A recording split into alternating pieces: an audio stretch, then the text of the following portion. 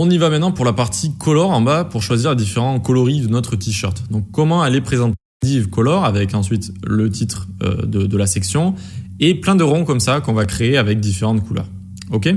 Allez, on retourne ici. On va d'abord cibler le conteneur .colors et on va lui mettre des paddings un peu spéciaux. Donc 20 pixels en haut, 10 pixels à droite, 20 pixels en bas, 10 pixels à gauche. Ah oui, ça j'aurais pu le rétrécir comme ça. À mon avis, j'ai fait des tests et je l'ai laissé comme ça. Mais du coup, vous pouvez juste écrire 20 pixels en haut et en bas, 10 pixels à gauche et à droite. Width 100%. Ok. Ensuite, point sous-titre colors. Pad bottom, on lui met 5 pixels. Histoire de le séparer un petit peu. On lui met 20 pixels à notre colors. Et margin 0 parce qu'encore une fois, ça a tout le temps beaucoup trop de margin. Tout ce qui est paragraphe et titre. Ok. Ensuite, donc, juste en dessous, point compte rond. C'est le container avec tous nos ronds de couleur. On lui spécifie encore une fois bien une width de 100% et display flex. Tout simplement pour mettre toutes nos divs ici les unes à la suite des autres. Elles seront flexées, ce seront des flex items, donc elles se mettront les unes à la suite des autres. Ok, c'est ce qu'on veut pour avoir tous les petits ronds, vous savez, de couleurs les uns à la suite des autres. Donc ensuite, nos ronds en eux-mêmes, ils vont avoir une hauteur de 30 pixels, une largeur de 30 pixels également, vu qu'on a envie de faire des jolis ronds égaux, donc à chaque fois la hauteur et la largeur, il faut qu'elles soient égales. Et puis comment on crée des ronds en CSS en faisant border radius 50%. Sur des carrés, ça devient des ronds. Si vous voulez, vous faites background noir comme ça, vous les voyez, ils sont juste ici. Ok, donc on a nos petits ronds ici. On va leur mettre un margin right de 5 pixels chacun, histoire que les ronds se détachent. Et cursor pointer, voilà, on imagine qu'il y a un backend qui est intégré, ou même on peut le faire avec React, etc. assez facilement. Ou dès qu'on va cliquer sur un coloris, eh bien on va avoir une image qui va charger avec le t-shirt du coup de la couleur différente.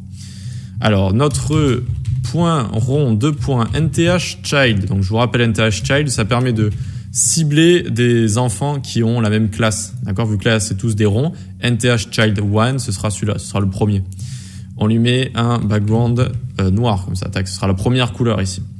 Ensuite, on peut le copier, on le colle. Le second enfant, il aura un background, du coup, lui, je l'avais mis RGB 155, 155, 155 ici, tac, donc gris comme ça. Si vous voulez avoir tout en hexadécimal, vous cliquez ici. Donc d'abord vous survolez la couleur, vous cliquez ici, tac, ça vous le met en hexa. C'est juste que j'avais fait des tests à mon avis, c'est pour ça qu'il y avait des couleurs mélangées. Ensuite, hop, on le recolle pas une dernière fois. Pour la troisième ici, on lui met un background FFF blanc.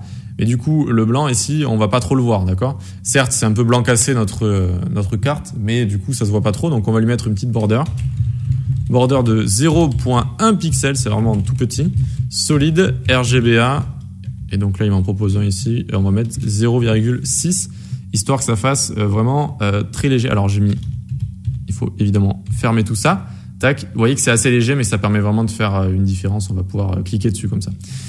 Ok, tac, tac. Ensuite, donc, il nous faut notre 4e rond et notre 5e rond. Ici, on lui met une couleur qui existe déjà qui s'appelle Crimson. C'est une sorte de rouge pourpre, un peu, enfin rouge comme ça. Et ensuite, on va lui mettre saumon, salmon comme ça. Tac. Et voilà, on a terminé notre carte. Et on a bien tout ce qu'il faut. Donc, on peut la survoler. On a notre bouton acheter ici. On a tout qui est bien placé. Je suis assez content de vous avoir montré les pseudo-éléments là, qui permettent vraiment de pas écrire forcément, vous voyez, plus de contenu ici avec des paragraphes que vous allez devoir gérer et tout. Juste un petit pseudo-élément after. Tac. En position absolute pour pouvoir bien le placer où on veut par rapport à notre parent qui est en position relative, et le tour est joué, on peut faire ce qu'on veut avec. Donc maintenant, qu'est-ce qu'on va faire ? Eh bien, on va prendre nos cartes ici, hop, on la prend bien en entier, tac, hop, on va la coller une fois et 2 fois comme ça. Ok. Donc juste pour vous montrer déjà quelque chose. Ici, on a notre carte, on est content, c'est bien. Si j'avais pas mis flex shrink 0, alors vous vous en souvenez peut-être pas, mais à carte ici, eh bien, si j'avais mis de base, il y a flex shrink 1 comme ça. Et hop, vous voyez qu'ils se sont rétrécis. Ils se sont rétrécis dès qu'on n'a plus eu la place pour avoir nos 3 cartes à 300 pixels de large. Ça shrink, ça se rétrécit. Donc ici, on met bien flex shrink 0 ici. Et maintenant, on va juste s'occuper de nos différentes images. Donc ici, on l'enlève notre image de part image. Ah oui, et oui. Et donc ici, il va falloir ajouter image, vous savez, image 1, il va falloir le changer à chaque fois. Donc Image 1, image 2 ici, et image 3 évidemment. Hop, et image 3. Ok, donc on vient bien au-dessus de part image. Ici, on fait point image 1 d'abord, et on lui met le background qu'on a coupé directement ici. Donc on le met bien au-dessus image 1 parce que ensuite on utilise background position top. Sauf que background position top, il fonctionne pas si on n'a pas spécifié de background avant. Donc là, on a bien notre première image, hop, qui est ici, très bien. On n'a plus qu'à faire la même chose pour toutes les autres. Donc on colle 2 fois, image 2, image 3. Et ici, on change t-shirt 2, t-shirt 3, t-shirt 3. Hop. Et c'est terminado, bravo, on a réussi à faire tout ça. Ça donne assez bien, hein, c'est bon, vous êtes prêts à faire le front-end d'un site e-commerce. Je vous souhaite de faire le front-end de Adidas parce que vous serez payé des centaines de milliers d'euros. Bref, non, sinon c'est assez sympa, je trouvais ça assez cool à faire avec le prix ici, les couleurs, encore une fois, nos pseudo-éléments.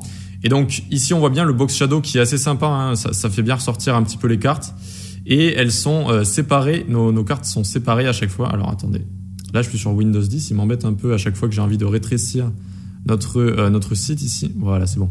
Donc ils sont séparés ici les cartes, faut pas l'oublier. Donc carte, ici. Margin 0 en haut et en bas, nos cartes, donc 0 de margin, mais à gauche et à droite, elles ont 25 pixels. D'accord, donc 25 pixels, 25 pixels, 25 pixels, 25 pixels. Tac, ça fait qu'elles ont 50 pixels de différence ici et ici. Voilà. Bah, écoutez, on va pouvoir passer au prochain projet où on va faire le projet carte de cinéma. Et voilà. Posez-moi des questions si vous en avez. Sinon, on y va. À tout de suite.